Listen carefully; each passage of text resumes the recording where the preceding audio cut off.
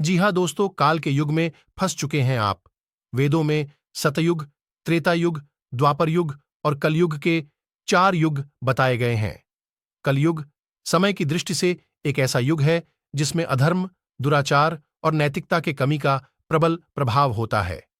इस वीडियो में हम कलयुग के भीषण तांडव के विषय में एक व्यापक अध्ययन करेंगे जो इस युग की विशिष्टताओं को प्रकट करेगा और आपको इसके प्रभाव को समझने में मदद करेगा।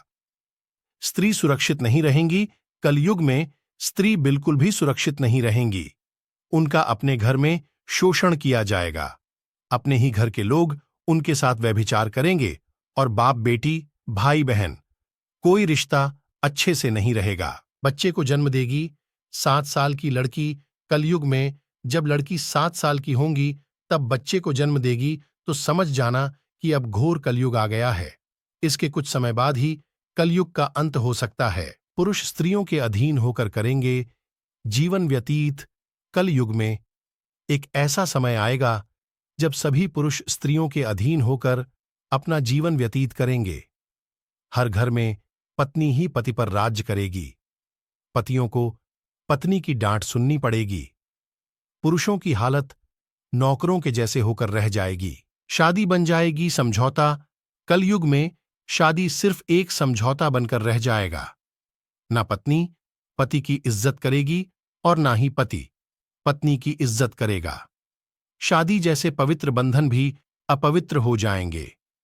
किसी की भी शादीशुदा जोड़े की जिंदगी ठीक से नहीं चल पाएगी। चारों ओर अकाल और भुखमरी फैलेगी।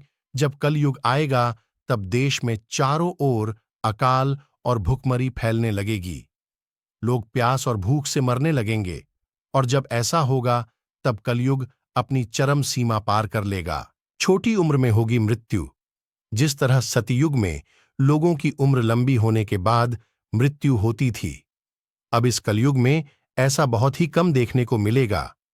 कलयुग में जब किसी की मृत्यु होगी तब इंसान की उम्र 21 से 30 साल के अंदर होगी और उसकी मृत्यु अकाल या पीड़ादायक होकर होगी। औलाद उठाएगी पिता पर हाथ। जिस दिन एक बेटे ने अपने पिता के ऊपर हाथ उठा दिया तभी से समझ लेना कि कलयुग ने अपनी सारी हदें पार कर ली है। हर घर में झगड़े और क्लेश होगा। कोई आपस में मिलकर नहीं रहेंगे और लोग अपने ही घर में अपनों को मारेंगे। कोई भी एक दूसरे से सच नहीं बोलेगा। कलयुग में कोई भी एक दूसरे से सच नहीं बोलेगा। ना पति पत्नी से सच बोलेगी और ना बच्चे अपने माता पिता से सच बोलेंगे। हर तरफ सिर्फ झूठ का ही बोलबाला रहेगा और सच की आंखों पर पट्टी बंध जाएगी। बेईमानी का बोलबाला होगा। लोग एक दूसरे को ठग कर पैसा कमाएंगे। पैसों के लिए इंसान इंसान का बेदर्दी के साथ खून करेगा। घर वाले ही घर में चोरी करेंगे, दूसरों का हक छीनेगा। तब घोर कलयुग आ जाएगा। समाज हिंसक हो जाएगा। जिन लोगों के पास पैसा होगा वही बलवान कहलाएगा और उनका ही राज्य चलेगा। मानवता नष्ट हो जाएगी। रिश्ते खत्म हो जाएंगे। एक भाई दूसरे भाई का दुश्मन हो जाएगा। लोग एक दूसरे को बुरे शब्दों से ही व्यवहार करेंगे। लोग मोबाइल या किताबों में सब बुरी चीजें ही देखना या सुनना पसंद करेंगे और लोग शास्त्रों से दूर हो जाएंगे। कलयुग में लोगों को खाने के लिए अन्न नहीं मिलेगा। एक समय ऐसा भी आएगा जब जमीन से अनाज की फसल होना ही बंद हो जाएगा। पेड़ों पर फल नहीं लगेंगे। गाय दूध देना बंद कर देगी। धीरे धीरे ये सारी चीजों का नाश हो जाएगा। धरती पर नई नई बीमारियां जन्म लेंगी। लोगों की मृत्यु हो जाएगी और उसे कोई अग्नि संस्कार या दफनाने वाला भी कोई नहीं होगा। कलयुग काल में मनुष्य की आयु अधिक से अधिक 12 वर्ष की रह जाएगी और 12 साल के लोग भी बूढ़े होने लगेंगे।